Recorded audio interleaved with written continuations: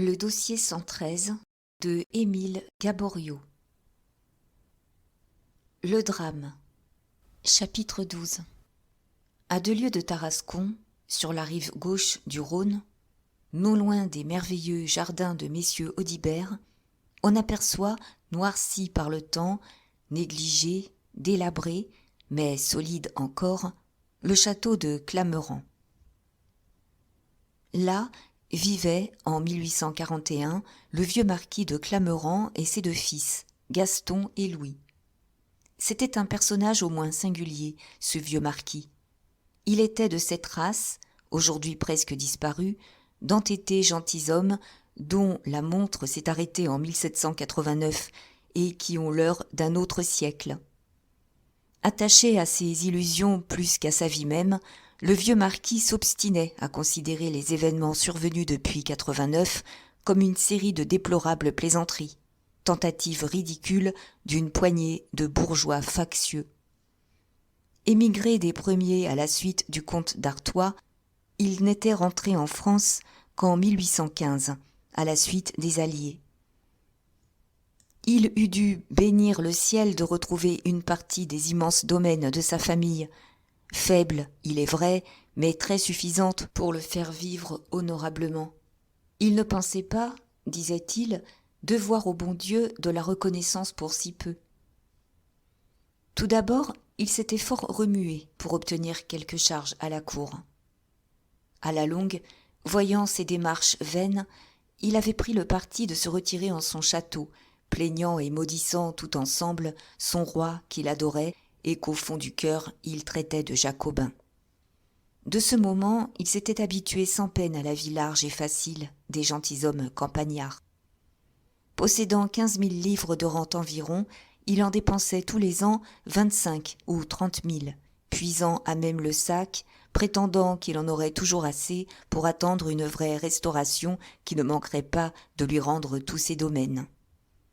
À son exemple, ses 2 fils vivaient largement. Le plus jeune, Louis, toujours en quête d'une aventure, toujours en partie de plaisir aux environs, buvant, jouant gros jeu. L'aîné, Gaston, cherchant à s'initier au mouvement de son époque, travaillant, recevant en cachette certains journaux dont le titre seul eût paru à son père un pendable blasphème.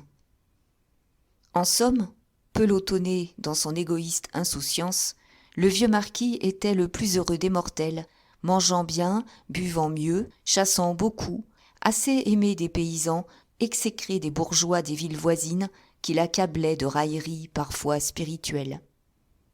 Les heures ne lui semblaient guère lourdes que l'été, par les chaleurs terribles de la vallée du Rhône, ou quand le Mistral soufflait par trop fort.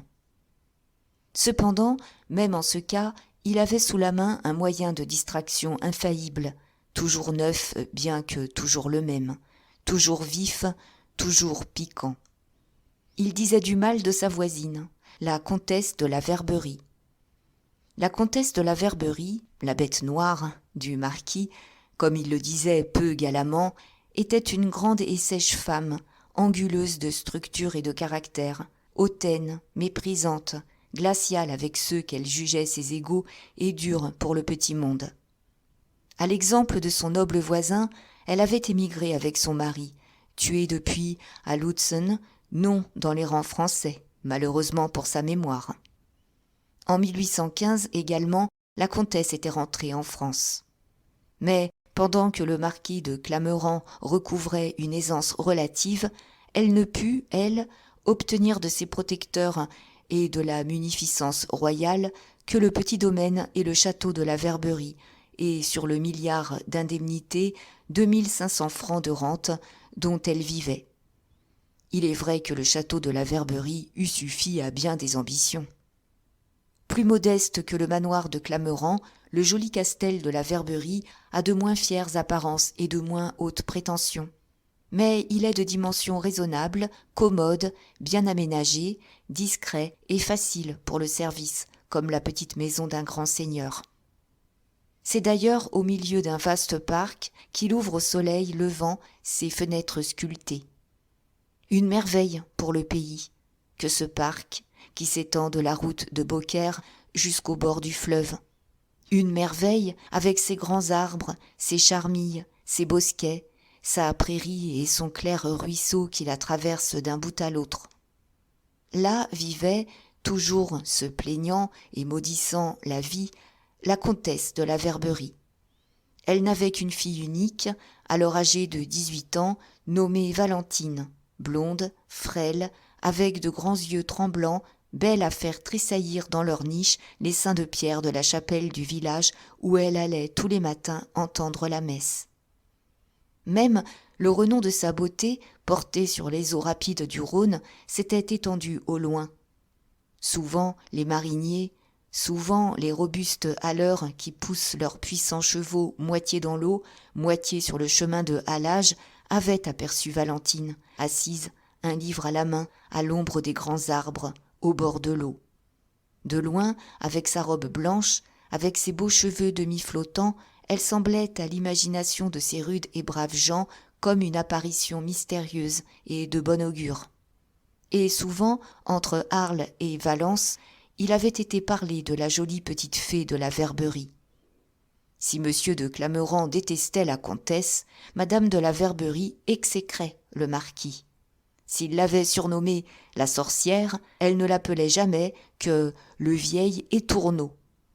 Et cependant, ils étaient nés pour se comprendre, ayant sur le fond même des faits une opinion pareille, avec des façons différentes de les envisager, c'est-à-dire se trouvant dans d'admirables conditions pour discuter éternellement sans s'entendre ni se fâcher jamais.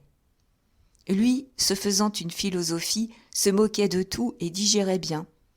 Elle, gardant sur le cœur des rancunes terribles, maigrissait de rage et verdissait de jalousie.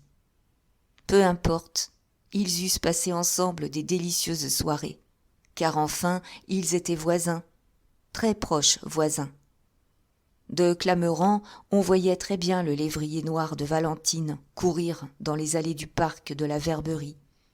Et de la Verberie, on voyait, tous les soirs, s'illuminer les fenêtres de la salle à manger de Clameren. Entre les deux châteaux, il n'y avait que le fleuve, le Rhône, un peu encaissé en cet endroit, roulant à plein bord ses flots rapides. Oui, mais entre les deux familles, une haine existait, plus profonde que le Rhône, plus difficile à détourner ou à combler. D'où venait cette haine ? La comtesse et le marquis auraient été bien embarrassés de le dire avec quelque exactitude. C'est pourquoi il advint ce qui devait advenir, ce qui arrive toujours dans la vie réelle et souvent dans les romans qui, après tout, si exagérés qu'ils soient, gardent toujours un reflet de la vérité qui les a inspirés. Il arriva que Gaston, ayant vu Valentine à une fête, la trouva belle et l'aima. Il advint que Valentine remarqua Gaston et ne put, désormais, se défendre de penser à lui. Mais tant d'obstacles les séparaient. Chacun d'eux, pendant près d'une année, garda religieusement son secret, enfoui comme un trésor, au plus profond de son cœur. Gaston et Valentine, après ne s'être vus qu'une fois, étaient déjà tant l'un pour l'autre, quand la fatalité qui avait présidé à leur première rencontre les rapprocha de nouveau. Ils se trouvèrent passer une journée entière chez la vieille duchesse d'Arlange, venue dans le pays pour vendre ce qu'elle y avait encore de propriété. Cette fois, ils se parlèrent, et, comme de vieux amis, surpris de trouver en eux un écho des mêmes pensées. Puis, de nouveau, ils furent séparés des mois, mais déjà, sans s'être entendus, ils se trouvaient, à de certaines heures, au bord du Rhône, et, d'un côté à l'autre du fleuve, ils s'apercevaient. Enfin, un soir du mois de mai, comme Madame de la Verberie était à Beaucaire, Gaston osa pénétrer dans le parc et se présenter à Valentine. Elle fut à peine surprise et ne fut pas indignée. L'innocence véritable n'a pas les façons et les pudeurs effarouchées dont s'affuble l'innocence de convention.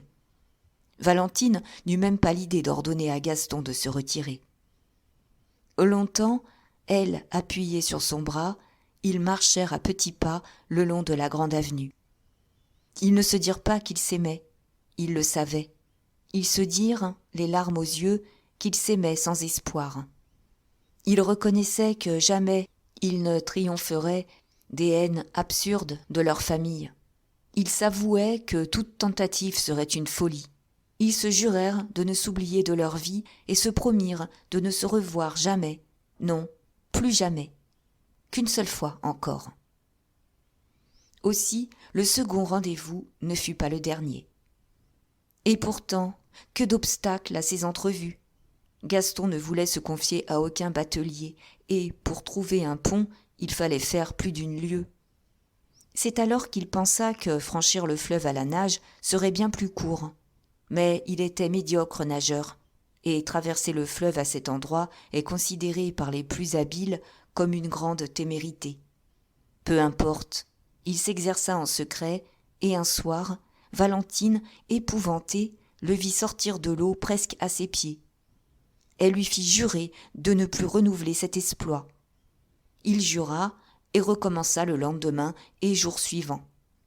Seulement, comme Valentine croyait toujours le voir entraîné par le courant furieux, ils convinrent d'un signal qui devait abréger ses angoisses. Au moment de partir, Gaston faisait briller une lumière à l'une des fenêtres du château de Clammerans, et, un quart d'heure après, il était aux genoux de son ami. Valentine et Gaston se croyaient seuls maîtres du secret de leurs amours. Ils prenaient tant et de si minutieuses précautions, ils se surveillaient si attentivement, ils étaient si bien persuadés que leur conduite était un chef-d'œuvre de dissimulation et de prudence. Pauvres amoureux naïfs, comme si on pouvait dissimuler quelque chose à la perspicacité désœuvrée des campagnes, à la curiosité médisante et toujours en éveil d'esprits vides et oisifs, incessamment en quête d'une sensation bonne ou mauvaise, d'un cancan inoffensif ou mortel.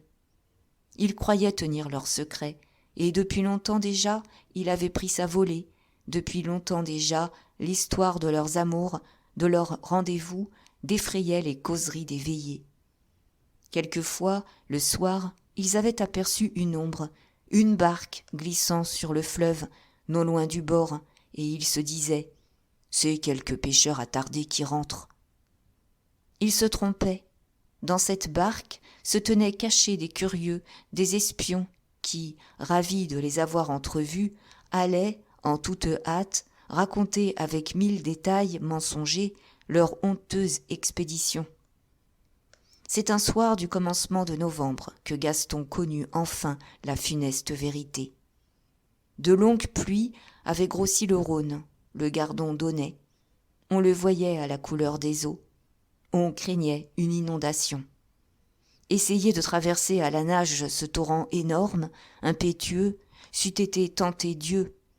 Gaston de Clammerans s'était donc rendu à Tarascon, comptant y passer le pont et remonter ensuite la rive droite du fleuve jusqu'à la Verberie. Valentine l'attendait vers 11 heures. Par une fatalité inouïe, lui qui toujours, lorsqu'il venait à Tarascon, dînait chez un de ses parents qui demeurait au coin de la place de la Charité, il dîna avec un de ses amis à l'hôtel des Trois Empereurs. Après le dîner, ils se rendirent non au café Simon où ils allaient habituellement, mais au petit café situé sur le champ de foire. La salle, assez petite, de cet établissement était, lorsqu'ils y entrèrent, pleine de jeunes gens de la ville. Le billard étant libre, Gaston et son ami demandèrent une bouteille de bière et se mirent à jouer au billard. Ils étaient au milieu de leur partie lorsque l'attention de Gaston fut attirée par des éclats de rire forcés qui partaient d'une table du fond. De ce moment, préoccupé de ces rires qui, bien évidemment, avaient une intention malveillante, Gaston poussa ses billes tout de travers. Si évidente devint sa préoccupation que son ami, tout surpris, lui dit « Qu'as-tu donc ? Tu n'es plus au jeu, tu manques des carambolages tout faits. » « Je n'ai rien. » La partie continua 1 minute encore, mais tout à coup, Gaston devint plus blanc que sa chemise, lança violemment sa queue sur le billard et s'élança vers la table du fond. Ils étaient là 5 jeunes gens qui jouaient au domino en vidant un bol de vin chaud. C'est à celui qui paraissait l'aîné, un beau garçon de 26 ans, aux grands yeux brillants, à la moustache noire fièrement retroussée, nommé Jules Lazet, que Gaston de Clamerans s'adressa. « Répétez donc, lui dit-il d'une voix que la colère faisait trembler. Osez donc répéter ce que vous venez de dire. » « Qui donc m'en empêcherait ?» répondit Lazet, du ton le plus calme. « J'ai dit, et je répète, que les filles nobles ne valent pas mieux que les artisanes, et que ce n'est pas la particule qui fait la vertu. » « Vous avez prononcé un nom. » Lazet se leva, comme s'il eût prévu que sa réponse exaspérerait le jeune Clamerans, et que, des paroles, on en viendrait aux voix de fait. « J'ai, dit-il, avec le plus insolent sourire, prononcé le nom de la jolie petite fée de la Verberie. » Tous les consommateurs du café, et même 2 commis voyageurs qui dînaient à une table près du billard, s'étaient levés et entouraient les 2 interlocuteurs. Au regard provoquant qu'on lui lançait, au murmure, au huée plutôt, qu'il avait accueilli quand il avait marché sur Lazet, Gaston devait comprendre, et il comprenait qu'il était entouré d'ennemis. Les méchancetés gratuites, les continuelles railleries du vieux marquis portaient leurs fruits. La rancune fermente vite et terriblement dans les cœurs et dans les têtes de la Provence. Mais Gaston de Clamerans n'était pas homme à reculer d'une semelle. Eût-il eu 100, eût-il eu 1000 ennemis au lieu de 15 ou 20. « Il n'y a qu'un lâche, reprit-il d'une voix vibrante, et que le silence rendait presque solennel. Il n'y a qu'un misérable lâche pour avoir l'infamie et la bassesse d'insulter, de calomnier une jeune fille dont la mère est veuve et qui n'a ni père ni frère pour défendre son honneur. »« Si elle n'a ni père ni frère, ricana Lazet, elle a ses amants, et cela suffit. » Ces mots affreux, ces amants, portèrent à leur comble la fureur à grand-peine maîtrisée de Gaston. Il leva le bras et sa main retomba avec un bruit mat sur la joue de Lazet.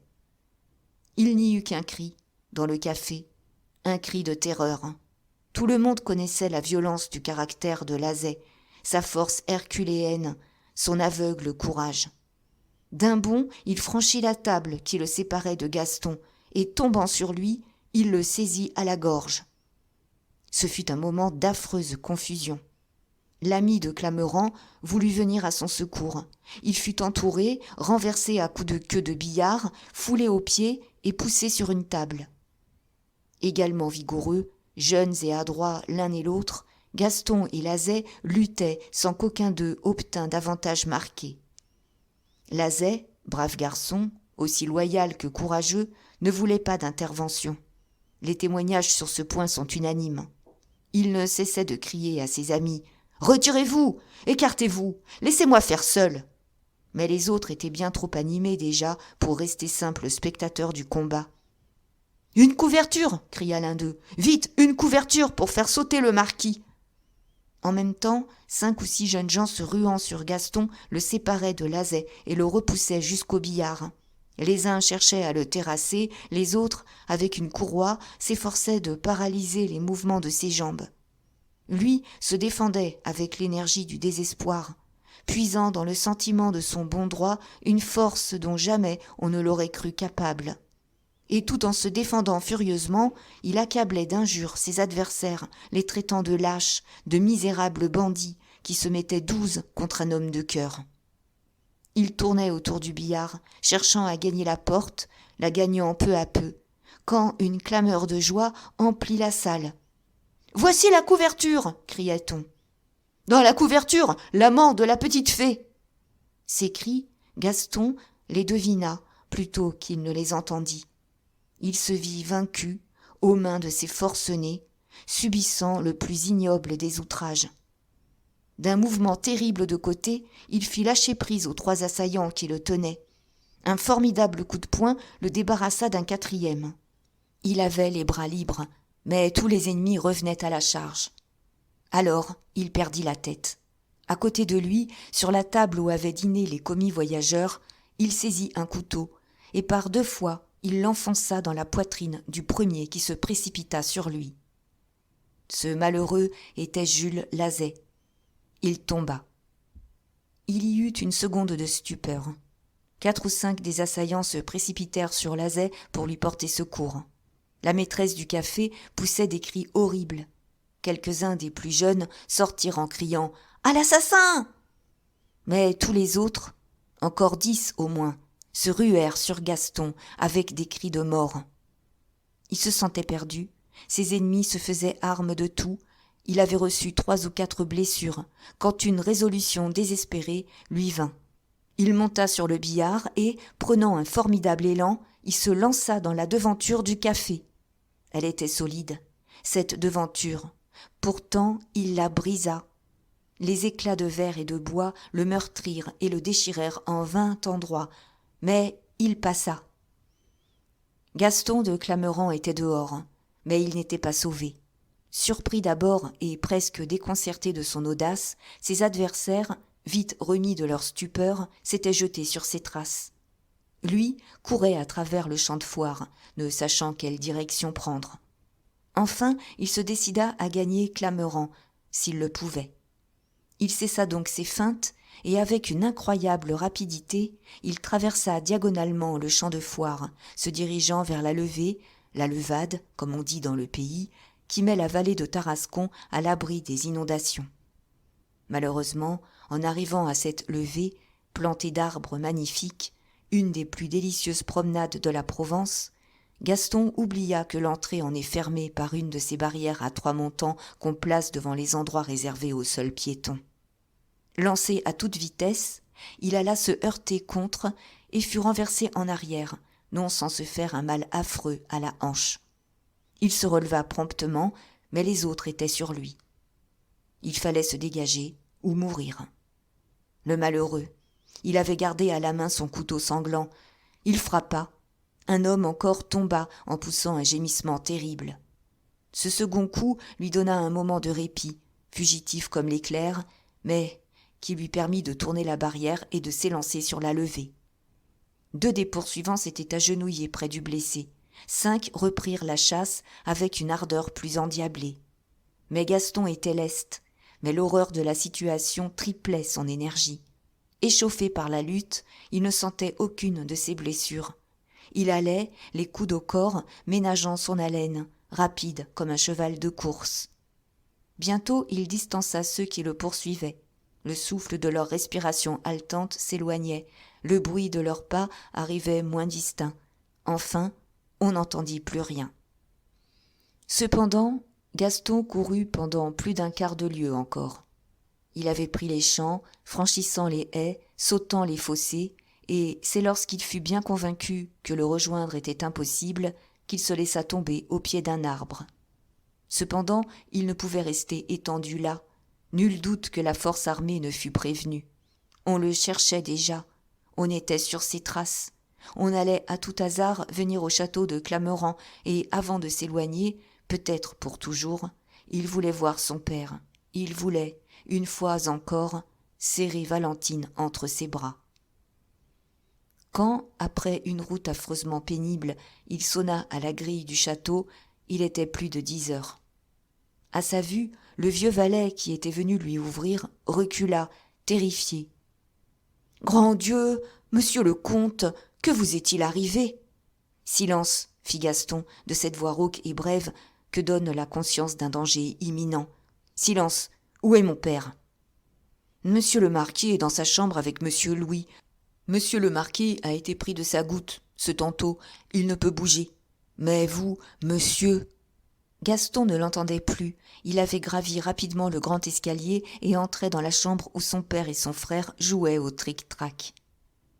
Son aspect impressionna le vieux marquis à ce point qu'il lâcha le cornet qu'il tenait. Et, certes, cette impression s'expliquait.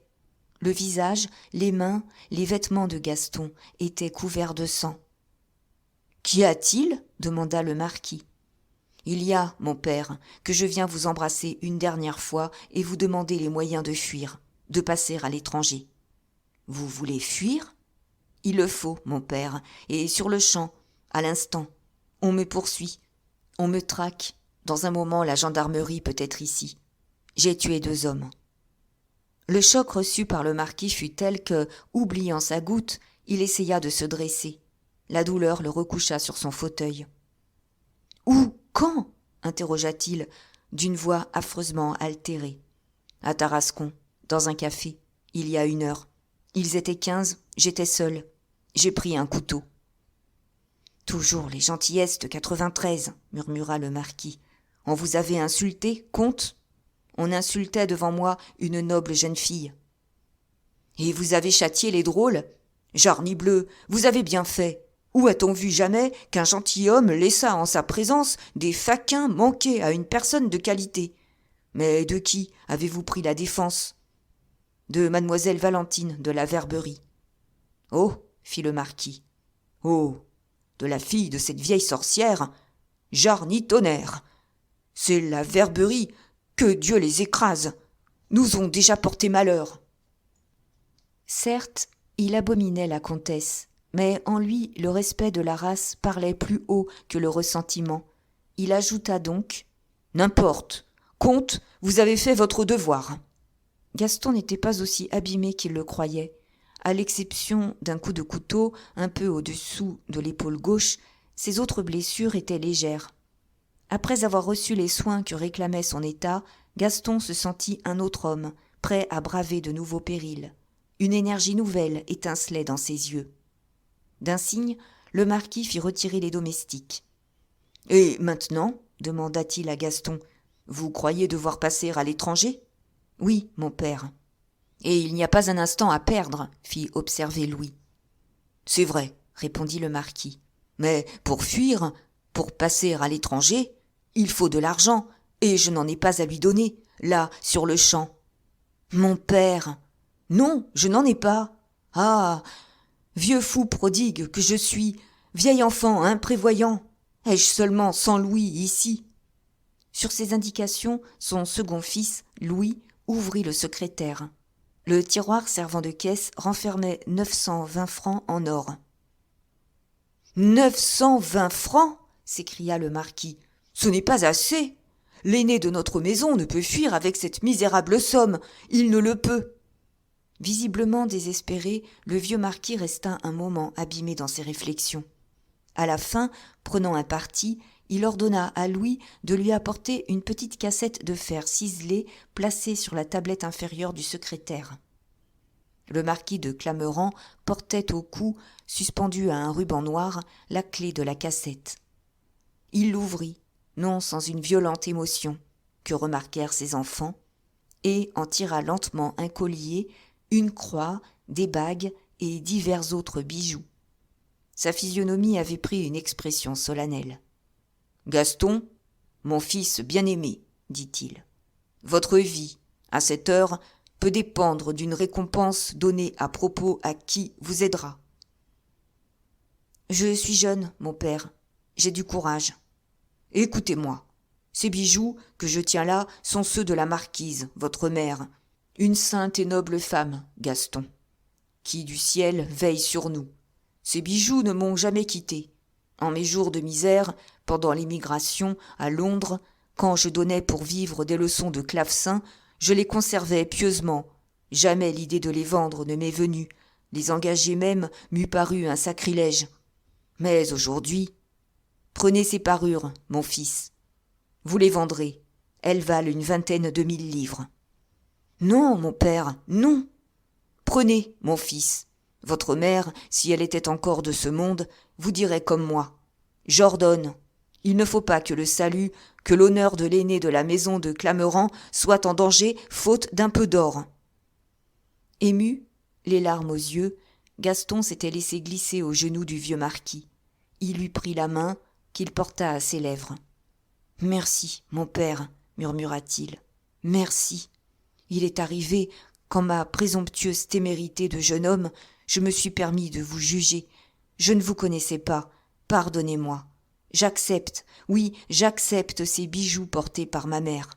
Mais je les prends comme un dépôt confié à mon honneur, et dans quelques jours, je vous rendrai compte. » L'attendrissement gagnait le marquis de Clameran et Gaston. Ils oubliaient, mais l'âme de Louis n'était pas de celle que touchent de tels spectacles. « L'heure vole, interrompit-il. Le temps presse. »« Il dit vrai, s'écria le marquis. Partez, comte, partez, mon fils. Dieu protège l'aîné des Clamerans. » Gaston s'était relevé lentement. « Avant de vous quitter, mon père, commença-t-il, j'ai à remplir un devoir sacré. Je ne vous ai pas tout dit. Cette jeune fille dont j'ai pris la défense ce soir, Valentine, je l'aime. »« Oh !» fit monsieur de Clamerans, stupéfait. « Oh ! Oh ! Et je viens vous prier, mon père, vous conjurer à genoux, de demander pour moi à madame de la Verberie la main de sa fille. Valentine, je le sais, n'hésitera pas à partager mon exil. Elle me rejoindra à l'étranger. » Gaston s'arrêta, effrayé de l'effet que produisaient ces paroles. Le vieux marquis était devenu rouge, ou plutôt violet, comme s'il eût été près d'être frappé d'une attaque d'apoplexie. « Mais c'est monstrueux !» répétait-il, bégayant de colère. « C'est de la folie ! Je l'aime, mon père. Je lui ai juré que je n'aurais pas d'autre femme qu'elle. »« Vous resterez garçon. »« Je l'épouserai !» s'écria Gaston, qui s'animait peu à peu. « Je l'épouserai parce que j'ai juré et qu'il y va de notre honneur. »« Chanson ! Mademoiselle de la Verberie sera ma femme, vous dis-je. Parce qu'il est trop tard pour reprendre ma parole, parce que même ne l'aimant plus, je l'épouserai encore, parce qu'elle s'est donnée à moi, parce qu'enfin, entendez-vous, ce qu'on disait au café ce soir est vrai. Valentine est ma maîtresse. » L'aîné des Clamerans avait compté sur l'impression de cet aveu que lui arrachaient les circonstances. Il se trompait. Le marquis, si irrité, sembla soulagé d'un poids énorme. Une joie méchante étincela dans ses yeux. « Ah ah !» fit-il, « elle est votre maîtresse ? Jarnibleu, j'en suis charmé. Mes compliments, comte. On l'a dit agréable, cette petite. »« Monsieur, » interrompit Gaston, presque menaçant, « je l'aime, je vous l'ai dit. Vous l'oubliez ? J'ai juré. »« Ta ta ta !» s'écria le marquis, « je trouve vos scrupules singuliers. Est-ce qu'un de ses aïeux, à elle, n'a pas détourné du bon chemin une de nos aïeules à nous ? Maintenant, nous sommes quittes. Ah ! Elle est votre maîtresse. »« Sur la mémoire de ma mère et de notre nom, je le jure, elle sera ma femme. »« Vraiment ?» s'écria le marquis exaspéré. « Vous osez le prendre sur ce ton ? Jamais, entendez-vous bien ? Jamais vous n'aurez mon consentement. Vous savez si l'honneur de notre maison m'est cher. Eh bien, j'aimerais mieux vous voir pris, jugé, condamné. J'aimerais mieux vous savoir au bagne que le mari de cette Péronnelle. » Ce dernier mot transporta Gaston. « Que votre volonté soit donc faite, mon père, dit-il. Je reste. On m'arrêtera, on fera de moi ce qu'on voudra. Peu m'importe. Je ne veux pas d'une vie sans espoir. Reprenez ces bijoux. Ils me sont inutiles désormais. » Une scène terrible allait certainement éclater entre le père et le fils, quand la porte de la chambre s'ouvrit avec fracas. Tous les domestiques du château se pressaient dans le couloir. « Les gendarmes !» disait-il. « Voici les gendarmes !» À cette nouvelle, le vieux marquis se dressa et réussit à rester debout. Tant d'émotions l'agitaient depuis une heure que la goutte cédait. « Des gendarmes !» s'écria-t-il. « Chez moi, à Clamerans ? Nous allons leur faire payer cher leur audace. Vous m'aiderez, vous autres. »« Oui, oui, » répondirent les domestiques. « À bas les gendarmes !» Par bonheur, en ce moment où tout le monde perdait la tête, Louis conservait tout son sang-froid. « Résister serait folie, » prononça-t-il. « Nous repousserons peut-être les gendarmes ce soir, mais demain ils reviendront plus nombreux. »« C'est vrai, » dit amèrement le vieux marquis. « Louis a raison. »« Où sont-ils » interrogea Louis. « À la grille, » répondit la Verdure, un des palefreniers. « Monsieur le vicomte n'entend-il pas le bruit affreux qu'ils font avec leurs sabres ? » Alors Gaston va fuir par la porte du potager. « Gardez, monsieur !» s'écria la Verdure, désespérée. « Elle est gardée, et la petite porte du parc aussi. Ils sont tout un régiment. Même quelques-uns sont en faction le long des murs du parc. » Ce n'était que trop vrai. Le bruit de la mort de Lazet, aussitôt répandu, avait mis Tarascon sans dessus-dessous. On avait fait monter à cheval, pour arrêter le meurtrier, non seulement les gendarmes, mais encore un peloton des hussards de la garnison. Une vingtaine de jeunes gens de la ville, au moins, guidaient la force armée. « Ainsi, fit le marquis, recouvrant à l'heure du péril toute sa présence d'esprit, ainsi nous sommes cernés. »« Pas une chance d'évasion ne reste, gémit Saint-Jean. »« C'est ce que nous allons voir, jarnibleu !» s'écria M. de Clameren. « Ah, nous ne sommes pas les plus forts. Eh bien, nous serons les plus adroits. Attention tous. Toi, Louis, mon fils, tu vas descendre aux écuries avec la verdure. Vous montrez les 2 meilleurs chevaux, vous en prendrez chacun un en main, et vous irez vous placer en faisant le moins de bruit possible. Toi, Louis, à la porte du parc, toi, la verdure, à la grille. Vous autres, vous irez vous poster chacun à une porte, prêts à ouvrir.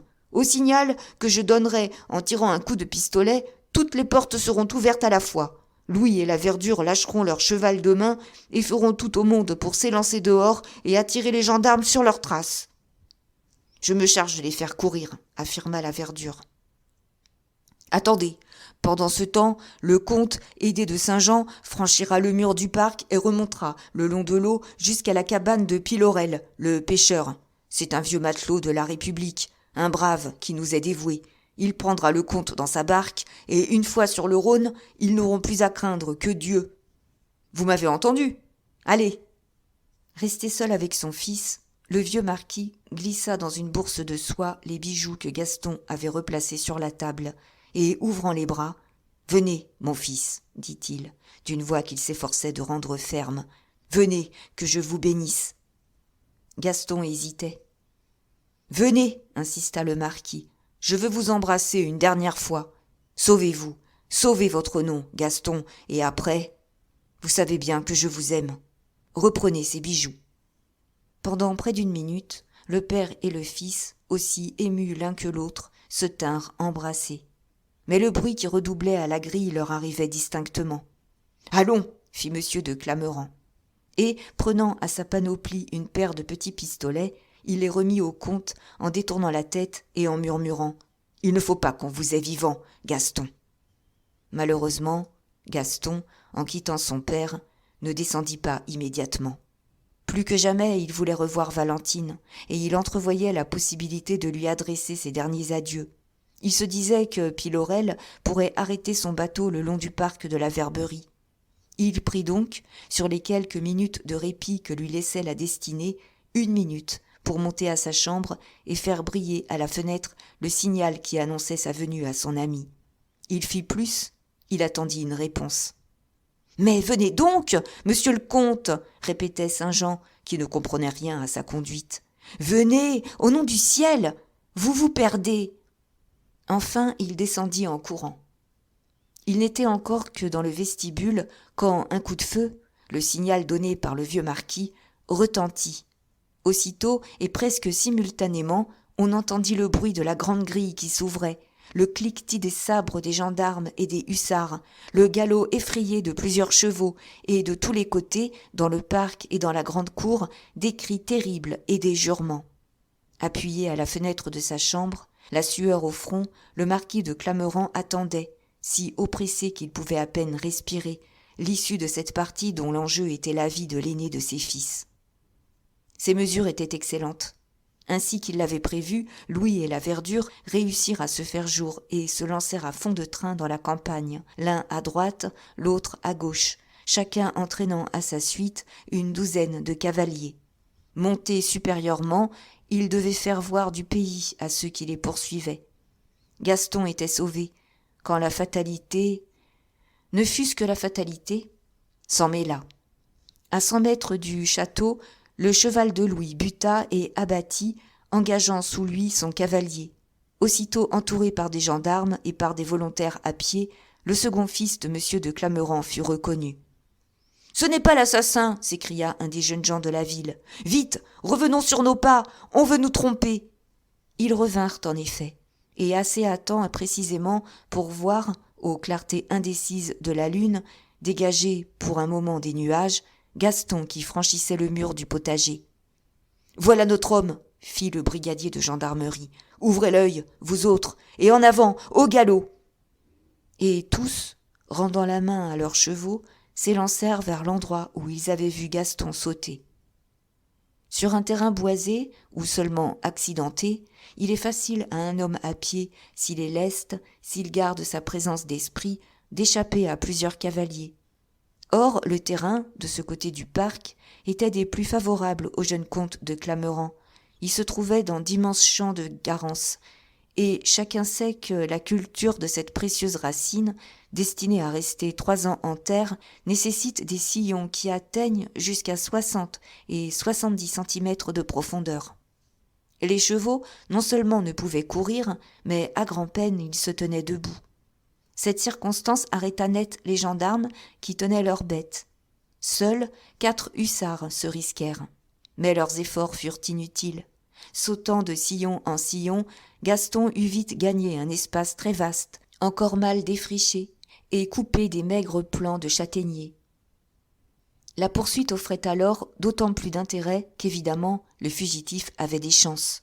Aussi, tous les cavaliers se passionnaient-ils, s'encourageant, poussant des cris pour s'avertir quand Gaston quittait un bouquet d'arbres pour courir à un autre.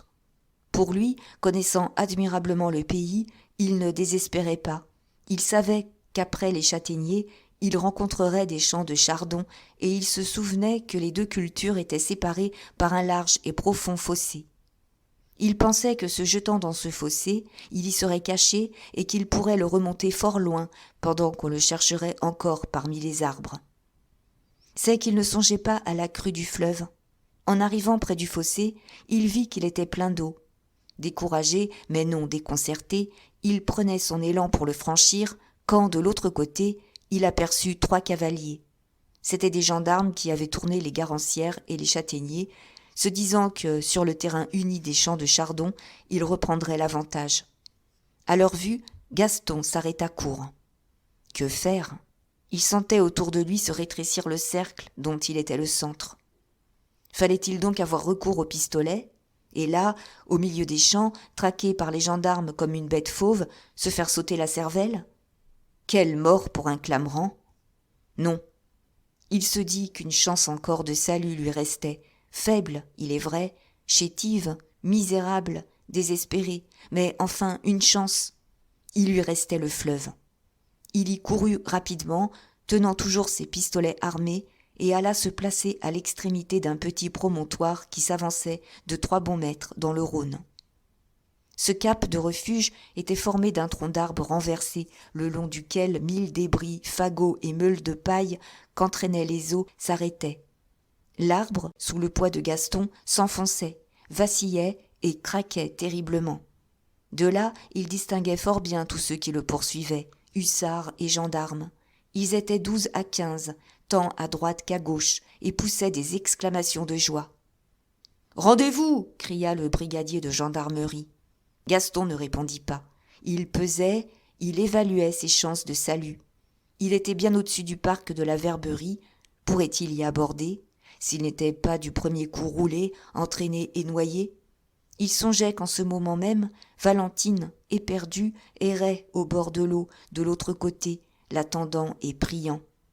« Une seconde fois » cria le brigadier. « Voulez-vous vous rendre ?» Le malheureux n'entendait pas. La voix imposante du torrent, mugissant et tourbillonnant autour de lui, l'assourdissait. D'un geste violent, il lança ses pistolets du côté des gendarmes. Il était prêt. Ayant trouvé pour son pied un point d'appui solide, il fit le signe de la croix et la tête la première, les bras en avant, il se lança dans le Rhône. La violence de l'élan avait détaché les dernières racines de l'arbre. Il oscilla un moment, tourna sur lui-même et partit à la dérive. L'horreur et la pitié, bien plus que le dépit, avaient arraché un cri à tous les cavaliers. « Il est perdu » murmura un des gendarmes. « C'est fini. On ne lutte pas contre le Rhône. On recueillera son corps demain à Arles. » Vrais soldats français, ils étaient maintenant de tout cœur du côté du vaincu, et il n'en est pas un qui n'eût été prêt à tout tenter pour le sauver et faciliter son évasion. « Fichu besogne !» grommela le vieux maréchal des logis qui commandait les hussards. « Baste !» fit le brigadier, un philosophe. « Autant le Rhône que la cour d'assises. Nous autres, demi-tour. Ce qui me peine, C'est l'idée de ce pauvre vieux qui attend des nouvelles de son fils. Il lui dira la vérité qui voudra. Je ne m'en charge pas. » Chapitre 13.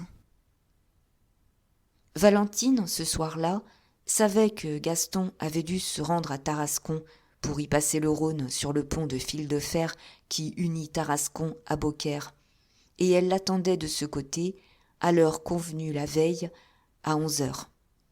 Mais voici que, bien avant l'instant fixé, ayant par hasard jeté un coup d'œil du côté de Clameren, il lui sembla voir des lumières promener dans les appartements d'une façon tout à fait insolite. Un pressentiment sinistre glaça tout son sang dans ses veines, arrêtant les palpitations de son cœur. Une voix secrète et impérieuse, au-dedans d'elle-même, lui criait qu'il se passait quelque chose d'extraordinaire et de terrible au château de Clameren. Quoi ? Elle ne pouvait se l'imaginer, mais elle était sûre. Elle eût juré qu'un grand malheur venait d'arriver. Son inquiétude allait grandissant, plus poignante et plus aiguë de minute en minute, quand tout à coup, à la fenêtre de Gaston, elle aperçut ce signal cher et si connu qui lui annonçait que son ami allait passer le Rhône. Elle n'en pouvait croire ses yeux. Elle voulait douter du témoignage de ses sens. Et c'est seulement quand le signal eut été répété 3 fois qu'elle y répondit. Alors, plus morte que vive, sentant ses jambes se dérober sous elle, se tenant au mur, elle descendit dans le parc et gagna le bord de l'eau. Grand Dieu! Il lui semblait que jamais elle n'avait vu le Rhône si furieux. Était-il possible que Gaston essayât de le traverser ? Plus de doute, un événement affreux devait être survenu. Pendant que les hussards et les gendarmes regagnaient tristement le château de Clameren, Gaston réalisait un de ces prodiges dont on serait tenté de douter si les plus indiscutables témoignages ne venaient l'affirmer. Tout d'abord, lorsqu'il avait plongé, il avait été roulé 5 ou 6 fois et entraîné vers le fond. C'est que, dans un fleuve débordé, le courant n'est pas égal à toutes les profondeurs. Là est surtout l'immense danger. Mais ce danger, Gaston le connaissait. Il l'avait prévu. Loin d'user ses forces à une lutte vaine, il s'abandonna, ne songeant qu'à économiser son haleine. Ce n'est guère qu'à une vingtaine de mètres de l'endroit où il s'était jeté qu'un vigoureux coup de rein le ramena à la surface. Près de lui, avec la rapidité d'une flèche, filait le tronc d'arbre sur lequel tout à l'heure il était debout. Durant quelques secondes, il se trouva empêtré au milieu de débris de toutes sortes. Un remous le dégagea. Il ne songeait pas à gagner la rive opposée. Il se disait qu'il aborderait où il pourrait. Gardant sa présence d'esprit autant que s'il se fût trouvé dans des conditions ordinaires, il employait toute sa force et toute son adresse à obliquer lentement, sans cesser de rester dans le fil de l'eau, sachant bien que c'en serait fait de lui si le courant le prenait de travers. Ce courant épouvantable est d'ailleurs aussi capricieux que terrible. De là les bizarres effets des inondations. Selon les méandres du fleuve, il se porte tantôt à droite, tantôt à gauche, épargnant une rive, ravageant l'autre. Gaston, qui avait une connaissance très exacte de son fleuve, savait qu'un peu au-dessous de Clameren, il y avait un coude brusque, et il comptait sur le remous de ce coude pour le porter sur la Verberie. Ses prévisions ne furent pas déçues. Un courant oblique, tout à coup, l'emporta sur la rive droite. Et il ne se fut pas tenu sur ses gardes, il était roulé et coulé. Mais le remous n'allait pas aussi loin que le supposait Gaston, et il était encore loin du bord quand, avec la foudroyante rapidité du boulet, il passa devant le parc de la Verberie. Il eut le temps, cependant, d'entrevoir, sous les arbres, comme une ombre blanche. Valentine l'attendait. Ce n'est que beaucoup plus bas que, s'étant insensiblement rapproché du bord, il essaya de prendre terre. Sentant qu'il avait pied, 2 fois il se dressa, 2 fois la violence du courant le renversa. Il allait être entraîné quand il réussit à saisir quelques branches de saule qui l'aidèrent à se hisser sur la berge. Il était sauvé. Aussitôt, sans prendre le temps de respirer, il s'élança dans la direction de la Verberie, et bientôt fut dans le parc. Il était temps qu'il arrivât. Brisée par l'intensité de ses angoisses, l'infortunée Valentine gisait affaissée sur elle-même, sentant la vie se retirer d'elle. Les embrassements de Gaston la tirèrent de cette morne stupeur. « Toi !» s'écria-t-elle d'une voix où éclatait toute la folie de sa passion. « Toi ! Dieu a donc eu pitié de nous. Il a donc entendu mes prières. »« Non, murmura-t-il. Non, Valentine. Dieu n'a pas eu pitié. » Ses pressentiments ne la trompaient pas. Elle le comprenait à l'accent de Gaston. « Quel malheur nouveau nous frappe !» s'écria-t-elle. « Pourquoi êtes-vous venu ainsi, risquant votre vie qui est la mienne ? Que se passe-t-il » ? « Il y a, Valentine, que notre secret n'est plus à nous, que nos amours sont, à cette heure, la risée du pays. » Elle recula comme foudroyée, se voilant la figure de ses mains, laissant échapper un long gémissement. « Tout se sait, » balbutia Valentine. « Tout se sait. » Au milieu du déchaînement des éléments, Gaston avait gardé son sang-froid, mais aux accents de cette voix aimée, son esprit s'exaltait jusqu'au délire. « Et je n'ai pu, » s'écriait-il, « écraser, anéantir les infâmes qui ont osé prononcer ton nom adoré. Ah, pourquoi n'ai-je tué que 2 de ces misérables ?» « Vous avez tué, Gaston ?» L'accent de profonde horreur de Valentine rendit à son ami une lueur de raison. « Oui, » répondit-il, essayant de se maîtriser. « Oui, j'ai frappé. C'est pour cela que j'ai traversé le Rhône. Il y allait de l'honneur de mon nom. Il n'y a qu'un moment, tous les gendarmes du pays me traquaient comme une bête malfaisante. Je leur ai échappé. Et maintenant, je me cache. Je fuis. » Il fallait à Valentine une force d'âme peu commune pour ne pas succomber sous tant de coups inattendus. « Où espérez-vous fuir ?» demanda-t-elle. « Eh, le sais-je moi-même.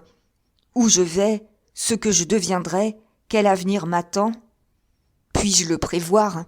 Je fuis, je vais m'efforcer de gagner l'étranger. Prendre un faux nom, un déguisement. Et j'irai jusqu'à ce que je trouve un de ces pays sans loi qui donne asile aux meurtriers. » Gaston se tut. Il attendait. Il espérait une réponse. Cette réponse ne venant pas, il reprit avec une véhémence extraordinaire. « Si, avant de disparaître, j'ai voulu vous revoir, Valentine, c'est qu'en ce moment où tout m'abandonne, j'ai compté sur vous. J'ai eu foi en votre amour. Un lien nous unit. Oh, ma bien-aimée, plus fort et plus indissoluble que tous les liens terrestres. Je t'aime. Devant Dieu, tu es ma femme, je suis à toi comme tu es à moi, pour la vie. Me laisserez-vous fuir seule, Valentine? Aux douleurs de l'exil, aux regrets cuisants de ma vie perdue, ajouterez-vous les tortures de notre séparation? Gaston, je vous en conjure. Ah, je le savais bien, interrompit-il, se méprenant au sens de l'exclamation de son ami. Je savais bien que je ne fuirais pas seul. Je connaissais assez votre cœur pour savoir que vous voudriez la moitié du fardeau de mes misères. Ce moment efface tout. Partons. Ayant notre bonheur à défendre, je ne crains plus rien. Je puis tout braver, tout vaincre. Venez, ô ma Valentine, nous périrons ou nous nous sauverons ensemble. C'est l'avenir entrevu et rêvé qui commence, avenir d'amour et de liberté. » Il était fou, il délirait. Il avait saisi Valentine par la taille, il l'attirait, il l'emportait. À mesure que croissait l'exaltation de Gaston et que de plus il oubliait tout ménagement, Valentine parvenait à dominer son émotion. Doucement, mais avec une énergie qu'il ne lui soupçonnait pas, elle se débarrassa de son étreinte et le repoussa. « Ce que vous voulez, dit-elle, du ton le plus triste et cependant le plus ferme. Ce que vous espérez est impossible. » Cette froide résistance, inexplicable pour lui, sembla confondre Gaston. « Impossible, balbutia-t-il. Vous me connaissez assez, continuait Valentine, pour savoir que partager avec vous la pire des destinées serait pour moi le comble des félicités humaines. Mais au-dessus de votre voix qui m'attire, au-dessus de la voix de mon cœur qui m'entraîne, il en est une plus puissante et plus impérieuse qui me défend de vous suivre. Quand même, c'est la voix sublime du devoir. Quoi ? Vous pouvez songer à rester, après l'horrible scène de ce soir, après un scandale qui demain sera public ? Que voulez-vous dire ? Que je suis perdue, déshonorée ? Le suis-je plus aujourd'hui que je ne l'étais hier ? Pensez-vous donc que l'ironie ou les mépris du monde me feront autant souffrir que les révoltes de ma conscience ? Je me suis toujours jugée, Gaston, et si votre présence, le son de votre voix, la sensation de votre main touchant la mienne me faisaient tout oublier, loin de vous, je me souvenais et je pleurais. Gaston écoutait, immobile, stupéfait. Il lui semblait qu'une Valentine nouvelle se dressait devant lui et qu'il découvrait en son âme, qu'il croyait si bien posséder, des profondeurs qui lui avaient échappé. « Et votre mère ?» murmura-t-il. « C'est elle, ne le comprenez-vous pas, dont le souvenir m'enchaîne ici. Voulez-vous donc que, fille dénaturée, je l'abandonne pour suivre mon amant, à l'heure où, pauvre, isolée, sans amis, elle n'a plus que moi ? Mais on la préviendra, Valentine. Nous avons des ennemis, elle saura tout. Qu'importe, la conscience parle, il suffit. Ah, que ne puis-je, au prix de ma vie, lui épargner d'apprendre que sa fille, sa Valentine, a failli à toutes les lois de l'honneur. Il se peut qu'elle soit dure pour moi, terrible, impitoyable. Eh bien, ne l'ai-je pas mérité ? Oh, mon unique ami, nous nous étions endormis dans un rêve trop beau pour qu'il pût durer. Ce réveil affreux, je l'attendais. Misérables fous, pauvres imprudents, qui avons pu croire qu'il est hors du devoir des félicités durables. Tôt ou tard, le bonheur volé se paie. Courbons le front et humilions-nous. Cette froide raison, cette résignation douloureuse rallumèrent la colère de Gaston. « Ne parlez pas ainsi !» s'écria-t-il. « Ne sentez-vous pas que la seule idée d'une humiliation pour vous me rend fou ? Hélas, je dois pourtant m'attendre à bien d'autres outrages. »« Vous ? Que voulez-vous dire ? » ?»« Sachez donc, Gaston. » Elle s'interrompit, hésita un moment et finit par dire : « Rien, il n'y a rien, je suis folle. » Moins abandonné aux violences de la situation, le comte de Clameren eût deviné, sous les réticences de Valentine, quelque nouveau malheur, mais il poursuivait son idée. « Tout espoir n'est pas perdu, reprit-il. Mon amour et mon désespoir ont, je le crois, touché mon père, qui est bon. Peut-être mes lettres, quand je serai hors de danger, peut-être les instances de mon frère Louis le décideront-elles à demander pour moi votre main à madame de la Verberie. » Cette supposition sembla épouvanter Valentine. « Fasse le ciel !» s'écria-t-elle. « Que jamais le marquis ne tente cette démarche !»« Pourquoi ? Parce que ma mère repousserait sa demande.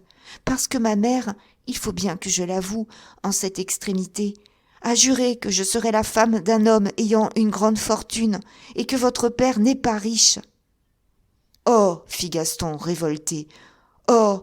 Et c'est à une telle mère que vous me sacrifiez ? » ?»« Elle est ma mère, et c'est assez.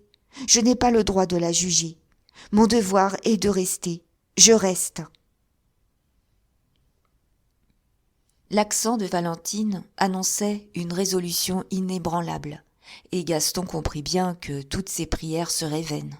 « Ah !» s'écria-t-il, se tordant les mains de désespoir, « vous ne m'avez jamais aimé. »« Malheureux, ce que vous dites, vous ne le pensez pas. »« Non, continua-t-il, vous ne m'aimez pas, vous qui en ce moment où nous allons être séparés avez l'affreux courage de raisonner froidement et de calculer. Ah, ce n'est pas ainsi que je vous aime, moi. Or vous, que me fait la terre entière ? Vous perdre, c'est mourir. Que le Rhône reprenne donc cette vie qu'il m'a miraculeusement rendue et qui maintenant m'est à charge. » Déjà, il s'avançait vers le Rhône, décidé à mourir. Valentine le retint. « Est-ce donc là ce que vous appelez aimer ?» Gaston était absolument découragé, anéanti. « À quoi bon vivre ?» murmura-t-il. « Que me reste-t-il désormais ?»« Il nous reste Dieu, Gaston, qui tient entre ses mains notre avenir. » La moindre planche semble le salut aux naufragés. Ce seul mot « avenir » éclaira d'une lueur d'espérance les ténèbres de Gaston. « Vous l'ordonnez » s'écria-t-il soudain ranimé. « J'obéis. Assez de faiblesse. Oui, je veux vivre pour lutter et triompher. Il faut de l'or à Madame de la Verberie ? Eh bien, dans 3 ans, j'aurai fait fortune ou je serai mort. » Valentine avait joint les mains et remerciait le ciel de cette détermination subite qu'elle n'avait osé espérer.